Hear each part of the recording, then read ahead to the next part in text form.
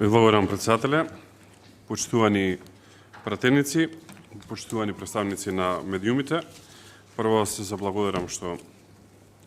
денес сте тука и има вака голем интерес. Би сакал накратко да ги образложам измените кои што ги предлагаме на Законот за урбанистичко планирање, кои што мислам дека не се нити големи, нити обемни и се насочени кон три цели кои што ќе се обидам накратко да ги објаснам. Првата цел е реализација на стратешката определба на владата, која што беше една од носечките ветувања на изборите, на кои што убедливо ова влада освои мнозинство, вкупно во собранието скоро двотретинско мнозинство имаме како влада, што е јасно изразување на волјата на народот и на огромното мнозинство од народот. Значи, ова не е влада која што има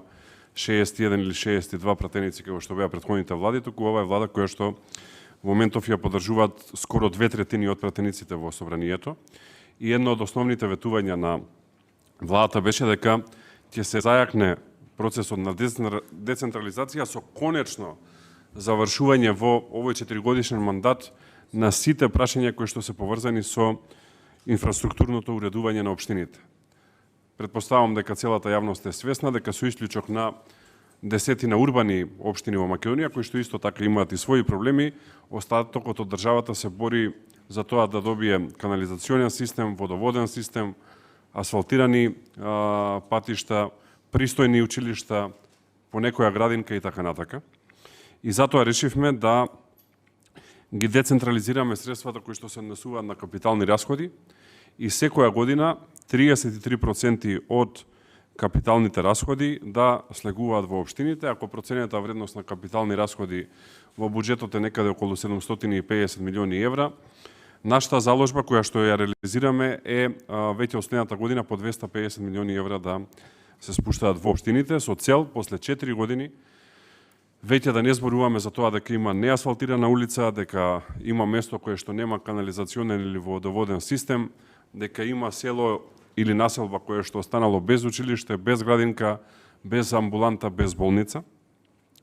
Во таа насока веќе со ребалансот на буџетот за оваа година, кој што вчера беше изгласен тука во собранието, само за овие 4 месеци кои што остануваат од оваа година обезбедивме 100 милиони евра кои што треба општините да ги потрошат. Тука доаѓа главниот предизвик, имајќи предвид дека едно е да определите средства, а друго е тие средства да се реализираат. И еден од основните предизвици со кои што се соочија општините и кои што ми го соопштија мене од страна на Сдруженијето на единици на локална самоуправа беше дека општините не можат да изработат соодветни планови со кои што и проекти со кои што би ги реализирале овие средства. А основната причина зошто не можат да реализираат проекти е затоа што голем број постапки се исклучително комплицирани, долги, тешки, за најголем дел од општините имајќи ја предвид нивната финансиска состојба невозможни и затоа се појави потреба од измена на овој закон. Основата на измената на законот се однесува кон тоа да можат училишта, градинки, амбуланти, болници и катни гаражи, кои што се целосно финансирани од буџетот на Република Македонија или од буџетот на општините и се во целосна општинска или државна собственост, нагласувам, се работи за целосна општинска или државна собственост и целосно финансирање од буџетот, значи не се работи за приватни болници, не се работи за приватни градинки, приватни училишта, напротив се работи за исклучиво државни објекти да можат да се градат во поедноставена процедура, која што процедура ќе значи дека ќе можат истите побрзо да бидат реализирани, односно побрзо да се направат проектите со кои што ќе можат овие објекти да се реализираат. Тоа не значи дека воопшто нема да има процедура, но таа процедура ќе е многу поедноставена.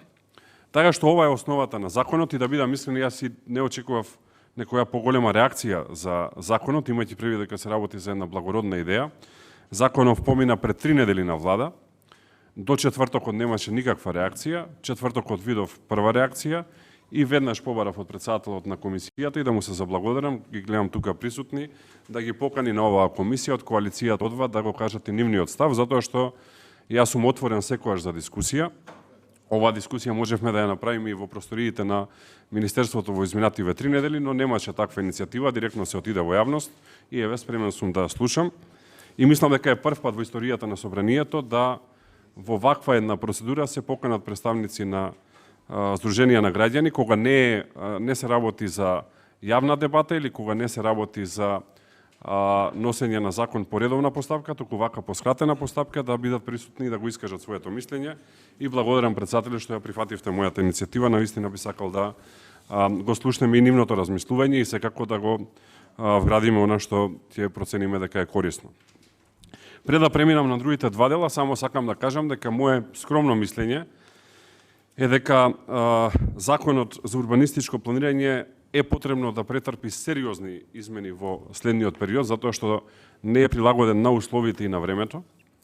Но за тоа би дискутирал од септември во една широка јавна дебата со целокупната стручна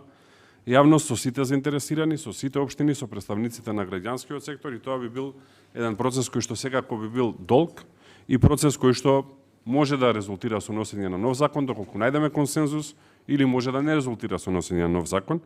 Но овие измени се неопходно потребни затоа што доколку ние не ги направиме сега, и тоа е причината што случуваат сега, паралелно со ребалансот на буџетот, општините нема може да ги трошат средствата. И на крај граѓаните нема нас да не прашаат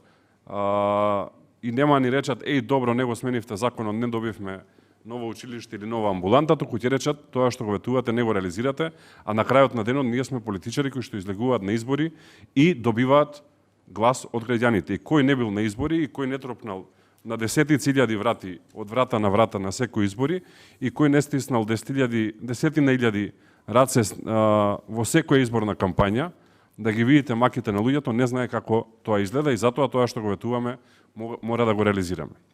Поврзано со ова е втората измена која што ја планираме, за која што претпоставам ќе има и несогласувања, но јас ќе го кажам мојот став, а тоа е во однос на претходните измени на Законот за урбанистичко планирање, во кој што е ставен рок од 4 години, со кој што треба да се завршат веќе почнатите постапки за донесување на детални урбанистички планови, а доколку истите не се завршат, да се вратат од почеток. Предпоставам, знае јавноста дека ова одредба е оспорена на Уставниот суд и според моје скромно правничко мислење, прашање на време Уставниот суд кога ќе ја прифати, затоа што не можете со закон да креирате правна несигурност, а креираната правна несигурност овдека е во 3 насоки. Прво, како е определен рокот од 4 години? Зошто не е 3 или 5 или 6 или 2 години? Второ, кој вели дека планот мора да се донесе? И трето, во моментов преку 600 планови се заглавени, не се ни напред ни назад. Нити јас како министер можам да ги прифатам, нити можам да ги одбијам. Нити Министерството може да даде позитивно мислење, нити може да даде негативно мислење и затоа јас сум свесен дека намерата била добра, но мора ова да го затвориме правно, што не значи да бидам директен и ова е веќе мој политички став и барам да ме држите за збор за оваа работа, што не значи дека тие планови ќе се донесат, затоа што план може да се донесе или да не се донесе. Има минимум 2 политички филтри. Првиот политички филтер е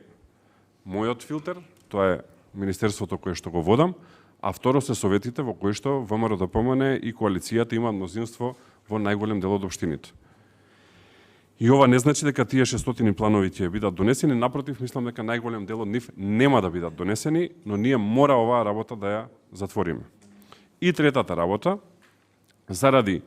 претходно дивење на одредени општини, нема да дам поименично, иако претпоставам дека на сите ви е јасно, и јас зајакнувам улогата на Министерството за транспорт со бришење на правилото молчењето и одобрување. Веќе нема да може да се прават манипулации, да не речам финти, кои што се правеле во минатото, да се користи оној рок од 20 дена, имено досега законот велеше дека во рок од 20 дена, доколку Министерството за транспорт не се произнесе по однос на конкретен детален урбанистички план, истиот се смета дека добил позитивно мислење од Министерството. Таква работа веќе нема да има и нема може да се манипулира. Поврзано со тоа се отвори дебата за двата следни члена. Мора, кога ги читате законите и кога правнички размислувате, да ги гледате членовите и законите во контекст. Тие 3 члена се напишани во след еден после друг. Имено, суштината на првиот член кој што го бришеме е дека важи правилото молчењето и одобрување. Суштината на вториот и на третиот е што се случува доколку општината донесе детален урбанистички план кој што не добил согласност, односно имаме спор околу тоа дали поминале, не поминале 20 дена и како е тоа направено, и досега се велеше дека доколку тоа се случи, министерот има право да го стопира реализирањето на деталниот урбанистички план. Но во пракса се појавија други проблеми, а тоа е дека во периодот од носење на нелегално носење на тој план во општината до периодот на стопирање, таму кај што треба се издаваат градежни дозволи, кои што после тоа ретроактивно не може да бидат укинати. И затоа оваа можност ја бришеме целосно, за никому да не даваме креативни идеи како да го изигрува законот, и сега Министерството е основниот и главниот филтер за стопирање на сите процедури кои што сметаме дека ќе го нарушуваат квалитетот на живење и секако поддршка на оние кои што се обратни. А доколку некој се дрзне да донесе план без согласност од Министерството, прво е тоа технички невозможно, затоа што постои електронски систем на одобрување на планови, ама еве да речеме и тоа да го прескокнат, во истиот момент кога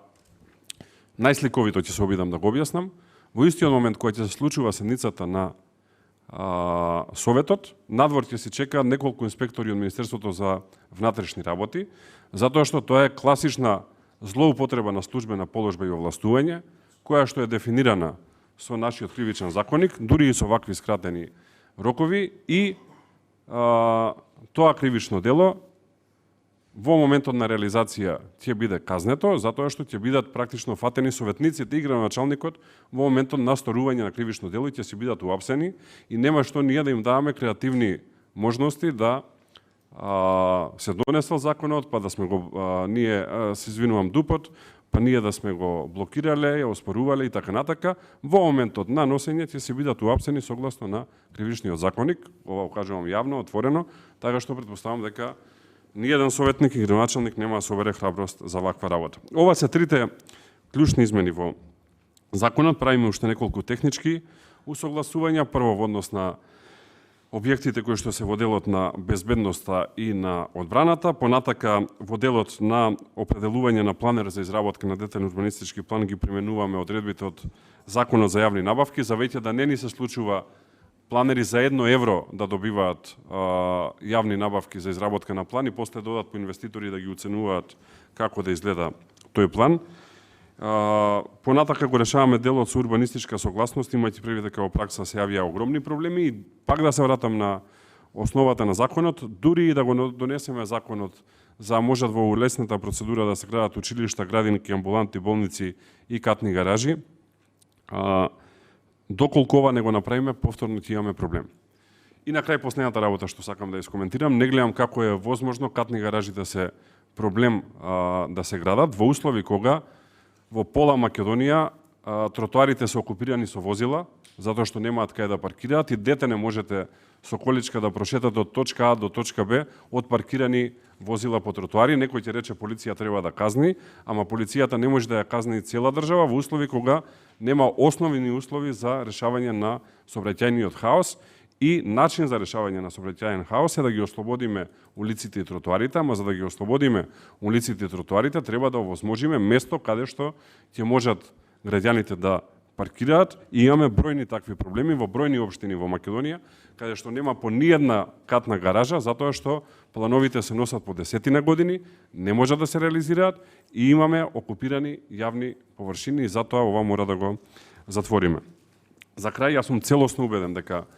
измените на законот се во корист на општините и сум целосно убеден дека правиме исклучиво добра работа, и се надевам дека со изгласувањето на законот за многу брзо време ќе можеме да видиме нови училишта, нови градинки, нови амбуланти, нови болници, нови катни гаражи изградени на секаде низ Македонија, кои што ќе служат во корист на граѓаните. И финално,